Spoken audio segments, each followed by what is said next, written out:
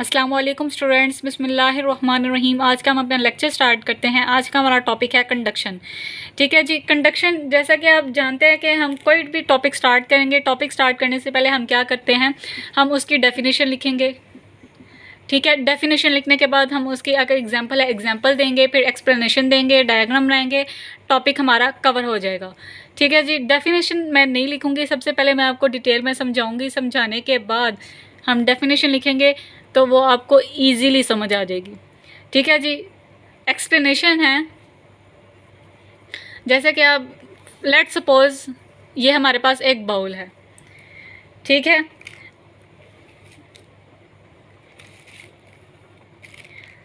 Bowl के अंदर ये क्या है, फ्री इलेक्ट्रॉन्स, एटम्स, मॉलिक्यूल्स कह लें, एटम्स कह लें, कुछ भी कह लें।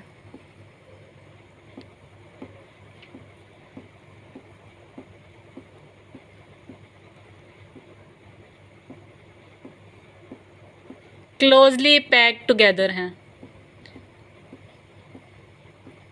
ठीक है जी। डायग्राम पे ना फोकस कीजिएगा कि क्लियर है या नहीं क्लियर, आप बस ये चीज़ देखिएगा कि आप लोगों ने एटम्स बनाने हैं, मॉलिक्यूल्स कह लें, जो क्लोजली पैक्ड टुगेदर हैं। ठीक है, ठीक है जी। ये मैंने क्लियर करके बना दिए हैं, ये 2 लाइंस, मतलब इस तरह आपकी डायग्राम होनी चाहिए। ठीक है जी। अब हमने क्या करना है, हम फर्स्ट करें यहाँ से, हम क्या कर रहे हैं, हमने करवानी क्या है, ट्रांसफ़र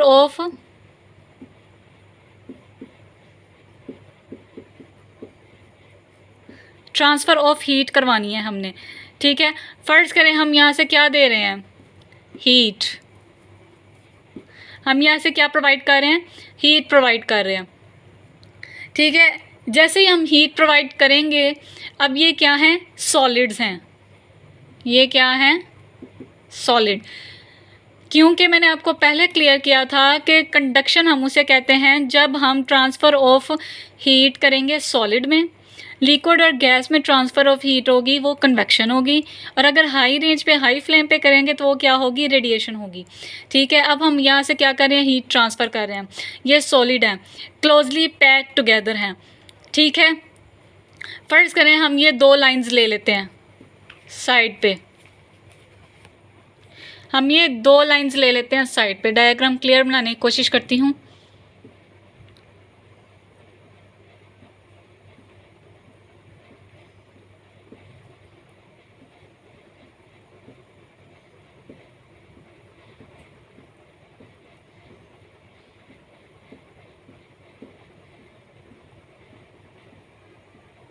ठीक है जी। अब क्या किया हमने, इसको भी फिल कर देती हूँ। हमने क्या की, यहाँ से हीट प्रोवाइड की। हीट प्रोवाइड करने के बाद इनमें जो एनर्जी थी वो पहले से ज़्यादा हो गई। ठीक है, हीट प्रोवाइड करने के बाद इनमें एनर्जी पहले से ज़्यादा हो गई। ठीक है, अब आप क्या समझे, मतलब अब हम इसको कलर्ड कर देते हैं। ठीक है, इसमें पहले से ज़्यादा हो गई एनर्जी।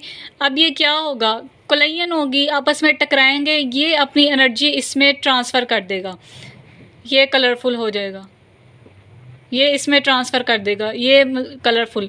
ठीक है, इस तरह ट्रांसफ़र होती रहेगी। ट्रांसफ़र होने के बाद हम ये नहीं कह सकते कि ये खाली हो गया, कि ये ब्लैंक हो गया, नहीं। वो इसलिए क्योंकि हम मुसलसल हीट इसको प्रोवाइड कर रहे हैं।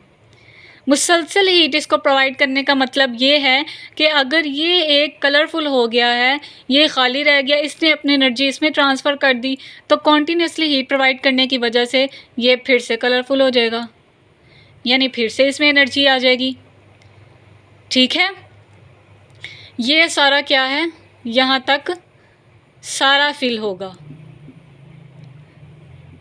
ठीक है, एक ख़ास है होती है, एक ख़ास लिमिट होती है, उससे ज़्यादा, इससे ज़्यादा ये ऊपर नहीं जा सकता। ठीक है जी। प्रोसेस क्या है, हम क्या कर रहे हैं, ट्रांसफ़र ऑफ हीट कर रहे हैं। हमने करवानी क्या है, ट्रांसफ़र ऑफ हीट, चाहे जिस भी प्रोसेस से करवाएं। हमने क्या लिया, हमने एक बाउल लिया, इसमें क्या थे, एटम्स कह लें, मॉलिक्यूल्स कह लें, क्लोजली पैक टुगेदर है, और ये क्या है, सॉलिड है। ठीक है जी,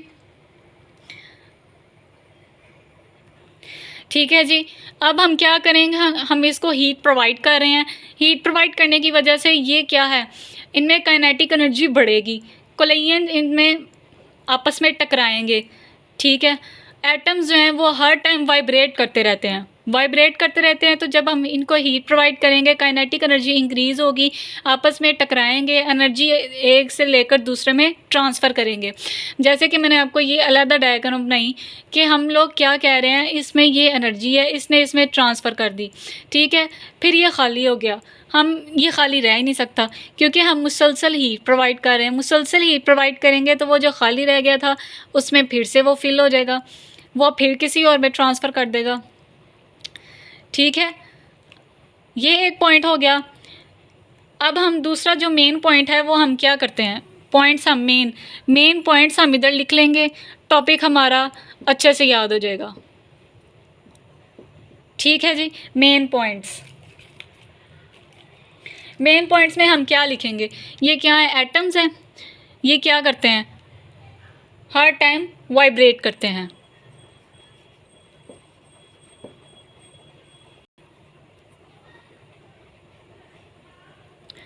ऑल एटम्स की बजाय आप ये कर लें, ये एटम्स, ये हमारा एक पॉइंट है, atoms all the time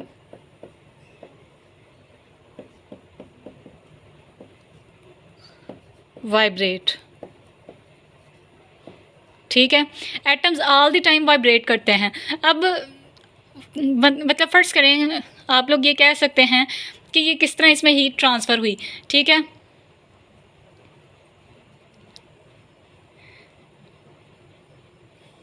kinetic energy की इनमें क्या होगी, इंक्रीज़ होगी।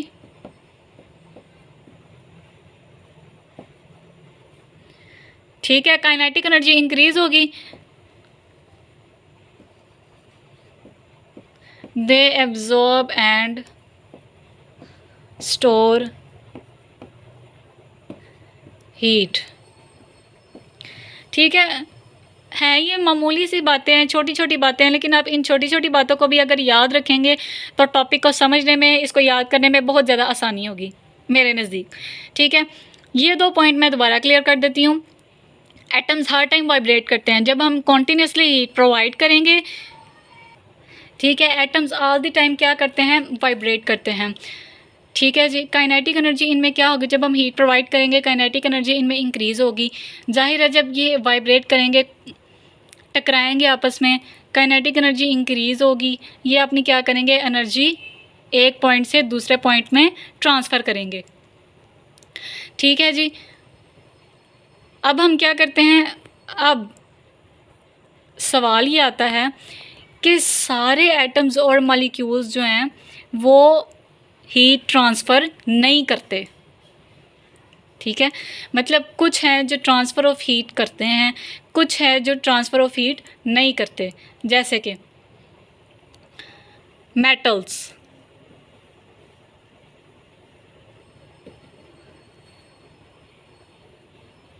मेटल्स क्या हैं, metals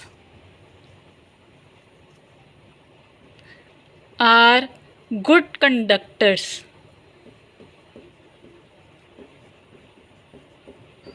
of heat and electricity। Conductors मतलब ये ट्रांसफ़र ऑफ हीट करने में बहुत अहम रोल अदा करते हैं, या ये ट्रांसफ़र ऑफ हीट बहुत अच्छी करते हैं। कौन, मेटल्स। नॉन मेटल्स,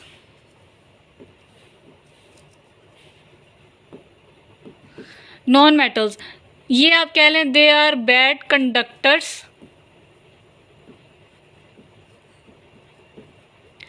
या बैड इंसुलेटर्स।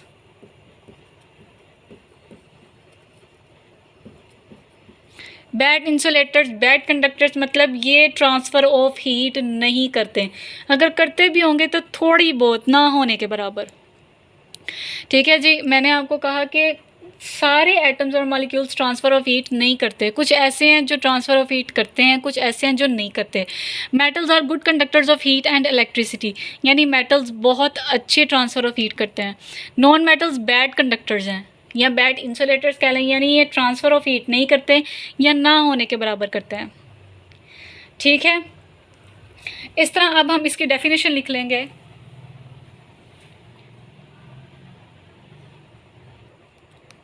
डेफिनेशन हम लिखते हैं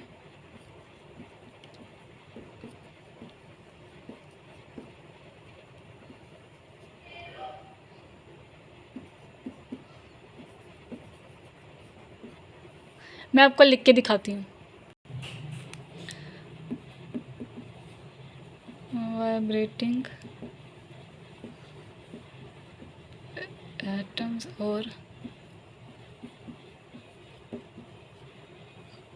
मॉलिक्यूल्स इन सॉलिड्स। ठीक है जी, इन सॉलिड, सॉलिड्स हमने मतलब बताया कि कंडक्शन है, कंडक्शन सॉलिड्स में होती है।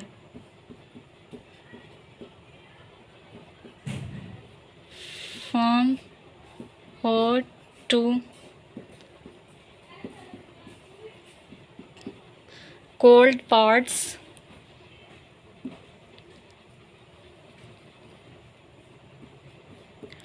Of a body.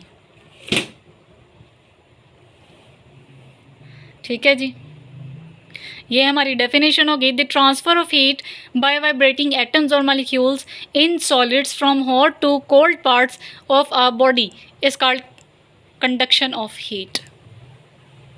ठीक है जी, आई होप आपको डेफिनेशन समझ आ गई होगी जैसा कि मैंने प्रोसेस समझाया। ये है जी हमारा आज का लेक्चर, आज का टॉपिक।